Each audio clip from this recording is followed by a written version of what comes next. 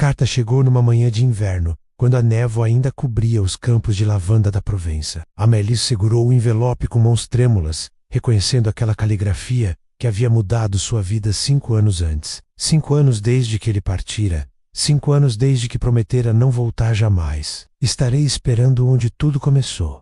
Apenas uma vez, uma última vez, seu coração disparou como um pássaro engaiolado, que vê a porta aberta. Mas aquela porta tinha correntes invisíveis, correntes feitas de promessas a seu pai moribundo, de um casamento arranjado que aconteceria em 2 semanas, de uma honra familiar que pesava sobre seus ombros como pedras. Amélie tinha 23 anos, quando conheceu Thomas, na biblioteca do vilarejo. Ele era apenas um professor itinerante, filho de agricultores, sem sobrenome que importasse. Ela era filha única do conde de Valmont, destinada a casar com um duque que nunca havia olhado em seus olhos. Mas Thomas olhava como quem lê poesia em língua esquecida. Naquela tarde de outono, 5 anos atrás, ela deixara cair um livro, cartas portuguesas, e ele o apanhara, sorrindo de um jeito que iluminou toda a sala sombria. É triste, ele dissera, folheando as páginas. Uma freira que ama um soldado que nunca voltará.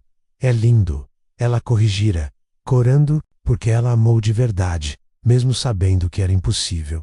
E ali começara tudo. Encontros secretos disfarçados de lições de literatura. Conversas que se estendiam até o crepúsculo tingir o céu de violeta. Risadas abafadas entre estantes de livros antigos. E depois, inevitavelmente, mãos que se tocavam por acidente, mas permaneciam entrelaçadas de propósito. O pai de Amélie descobrira numa noite de tempestade. Descobrira e fizera uma única exigência. Ou ele parte e nunca mais volta, ou eu o destruo. Destruo sua família, suas terras, tudo que ele ama.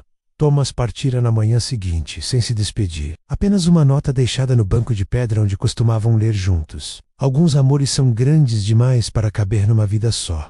Te encontrarei na próxima. Amélie havia guardado aquela nota dentro de um medalhão que nunca tirava do pescoço. E agora, 5 anos depois, ele voltara, justamente quando ela estava prestes a desaparecer para sempre dentro de um casamento sem amor. Ela olhou pela janela do quarto. O sol já começava sua descida lenta. Em 3 horas seria tarde demais. Em 2 semanas seria tarde demais para sempre. Sua dama de companhia, Margot, entrou com um vestido para o jantar. Percebeu a carta, o tremor nas mãos de Amélie, as lágrimas que lutavam para não cair. Mademoiselle, sussurrou Margot, compreendendo tudo. Seu pai não está em casa. Voltará apenas à noite. Os olhos das 2 mulheres se encontraram. Margot havia sido abandonada por um amor na juventude e vivera 50 anos com esse arrependimento gravado no rosto. Vá, disse a velha dama, com voz firme. Vá, antes que se torne como eu, uma mulher que viveu, mas nunca soube o gosto de estar viva. Amélie abraçou Margot com força. Pegou apenas um chale e correu. Correu pelos corredores de mármore frio da mansão. Correu pelo jardim onde brincara na infância. Correu pela estrada de terra que levava ao bosque de carvalhos centenários. E a cada passo, seu coração batia uma palavra: Thomas. Thomas. Thomas. O lugar onde tudo começara era uma clareira secreta, escondida atrás de uma cortina de salgueiros chorões. Havia ali uma fonte de pedra antiga coberta do musgo, onde a água cantava uma melodia eterna. Foi ali que se beijaram pela primeira vez. Quando Amélie atravessou a cortina de galhos, o sol estava laranja, quase tocando o horizonte. E ele estava lá, de pé junto à fonte, como uma aparição feita de memória e desejo. Thomas se virou ao ouvir ela chegar. Seus olhos, aqueles olhos castanhos que ela via em todos os sonhos, estavam mais fundos, marcados por uma tristeza que ele carregava como uma cicatriz. Mas quando a viu, algo neles acendeu. Uma chama que nem 5 anos de distância conseguiram apagar. Você veio, ele disse. E sua voz estava rouca de emoção. Sempre viria, respondeu Amélie, e não conseguiu conter mais as lágrimas. Mesmo que fosse errado, mesmo que fosse impossível, eu sempre viria para você.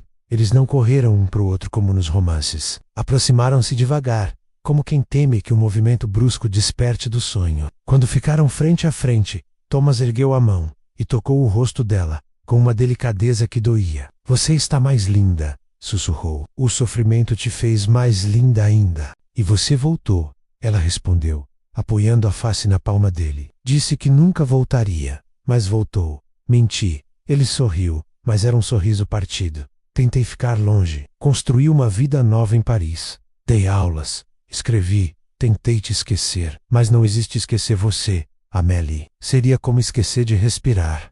Ela fechou os olhos, deixando as lágrimas correrem livres. Eu vou me casar, disse.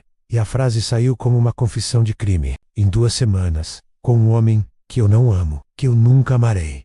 Thomas estremeceu, como se tivesse levado um golpe. Eu sei, por isso voltei.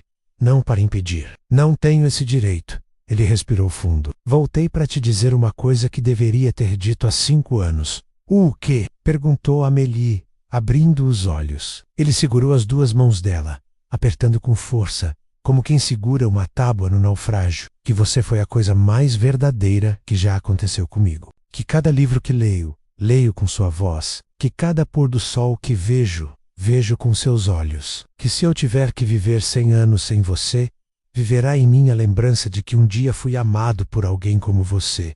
E isso já é mais do que a maioria das pessoas tem em toda uma existência. Amélie não aguentou mais. Jogou-se nos braços dele e chorou. Chorou pelos 5 anos perdidos. Pelos anos que ainda perderiam. Chorou pelo amor que era imenso demais para o mundo pequeno em que viviam. E Thomas a segurou como quem segura o mundo inteiro. O sol tocou o horizonte, pintando tudo de dourado e vermelho. E naquele instante suspenso no tempo, entre o dia e a noite, entre o possível e o impossível, eles simplesmente ficaram ali 2 corações que batiam na mesma frequência, desafiando um universo que insistia em separá-los.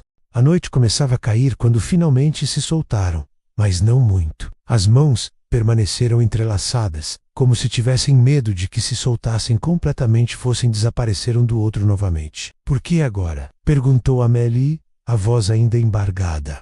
Por que justamente agora, quando é tarde demais? Thomas olhou para o céu que escurecia, onde as primeiras estrelas começavam a piscar timidamente, porque recebia uma carta de seu pai. Amélie congelou. Ele está doente, Amélie. Muito doente. Não tem mais que alguns meses. Thomas apertou as mãos dela. Ele me escreveu pedindo perdão. Disse que estava errado, que forçar você esse casamento foi a coisa mais cruel que já fez. Disse que se eu ainda te amasse, deveria vir. Deveria lutar. As pernas de Amélie fraquejaram. Thomas a amparou, guiando-a até o banco de pedra ao lado da fonte. O mesmo banco onde liam poesia, juntos há tanto tempo atrás. Meu pai disse isso? Ela perguntou. Incrédula. O conde de Valmont, aquele homem de ferro, admitindo um erro, ele estava chorando na carta, Amélie. Eu podia sentir as lágrimas manchando a tinta. Thomas tirou do bolso um envelope amarelado. Ele escreveu que cometeu o erro que seu próprio pai cometera com ele, que foi forçado a casar por dever e perdeu o amor de sua vida, que sua mãe nunca foi esse amor, que ele não quer que você tenha o mesmo destino. Amélie segurou a carta com mãos trêmulas, mas não a abriu. Não precisava. Pela primeira vez em 5 anos, uma brecha de luz atravessara a escuridão. Mas o noivado, ela começou. O Duque de Beaumont, ele já pagou o dote. A família dele tem poder. Se eu romper o compromisso, eles podem destruir o que resta da nossa fortuna. Meu pai está doente, Thomas. Não posso deixar ele morrer em desonra. E você pode se deixar morrer viva? Thomas perguntou, virando-a para encará-lo. A luz fraca da lua nascente, seus olhos brilhavam com uma intensidade que ela nunca vira. Amélie, eu não tenho títulos, não tenho terras. Tudo que tenho é uma pequena casa em Paris, uma cadeira de professor na universidade e uma pena que escreve histórias que poucas pessoas leem. Ele sorriu, uma tristeza doce no canto dos lábios. Mas eu tenho amor. Tenho amor suficiente para construir uma vida inteira, uma vida verdadeira. Eu não me importo com títulos, ela respondeu, tocando o rosto dele. Nunca me importei. Eu só queria... o quê? Acordar todos os dias ao seu lado. Ler contigo à luz do fogo. Envelhecer com você. Discutindo sobre personagens de livros que amamos. Ela sorriu através das lágrimas. Coisas simples. Coisas impossíveis. Thomas se levantou, puxando-a consigo. Então vamos tornar elas possíveis. Sua carta do seu pai tem um pedido final. Ele quer te ver. Quer te dar sua bênção. E ele tem um plano. Que plano? O Duque de Beaumont tem um segredo, disse Thomas, baixando a voz como se as árvores pudessem ouvir. Um segredo que seu pai descobriu. Algo que, se revelado, o destruiria socialmente. Seu pai está disposto a usar essa informação como moeda de troca, sua liberdade em troca do silêncio dele. Amélie sentiu o mundo girar. Chantagem. Meu pai faria isso? O homem agonizando faria qualquer coisa para consertar seus erros? Respondeu Thomas suavemente. Ele disse na carta que está disposto a perder tudo, a reputação, a fortuna, tudo, se isso significar que você terá a chance de ser feliz. O silêncio que se seguiu era denso, cheio de possibilidades que pareciam impossíveis momentos atrás. E você? Ela perguntou, procurando os olhos dele. Se eu for com você, se eu escolher essa vida simples, sem bailes, sem vestidos de seda, sem o mundo que sempre conheci, você promete que será suficiente? Que eu serei suficiente? Thomas a puxou para um abraço tão apertado que ela podia sentir o coração dele batendo contra o seu. Amélie, você não é apenas suficiente. Você é tudo. É o primeiro pensamento quando acordo e o último antes de dormir. É a razão pela qual a literatura existe, para tentar colocar em palavras o que sinto e nunca consigo. Ela ergueu o rosto e seus lábios se encontraram. Um beijo que tinha gosto de sal das lágrimas e doçura da esperança. Um beijo que era promessa e perdão, fim e recomeço. Quando se separaram, a lua estava alta e cheia, iluminando a clareira como um palco de teatro divino. Então vamos, disse Amélie, com uma determinação nova na voz. Vamos falar com meu pai. Vamos enfrentar o Duque. Vamos construir essa vida simples e impossível. Ela sorriu. E era o sorriso de quem finalmente entende o que significa estar viva. Vamos ser corajosos. Thomas a pegou pela mão e começaram a caminhar de volta. Mas desta vez, não estavam fugindo.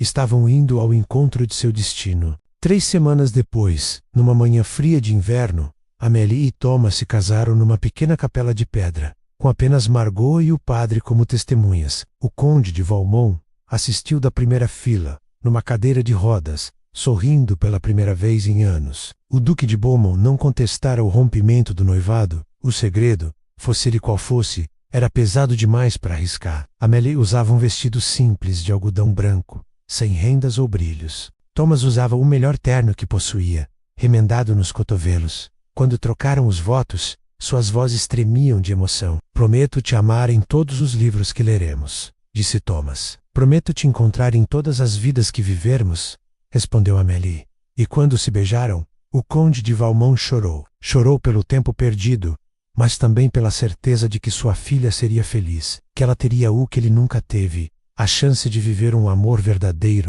O conde faleceu 2 meses depois, em paz, segurando uma carta de Amélie, onde ela descrevia sua nova vida em Paris. Modesta, cheia de livros, cheia de risos e com muito amor. Anos mais tarde, quando já tinham cabelos grisalhos e rugas de tanto sorrir, Amélie e Thomas voltaram para aquela clareira. Sentaram-se no banco de pedra, ouvindo a fonte cantar sua melodia eterna. Você se arrepende? Ele perguntou, segurando a mão enrugada dela. Ela olhou ao redor, para as árvores que testemunharam seu primeiro beijo, para a fonte que guardava todos os segredos, para o céu, que se tingia novamente de laranja e violeta. De ter escolhido o amor?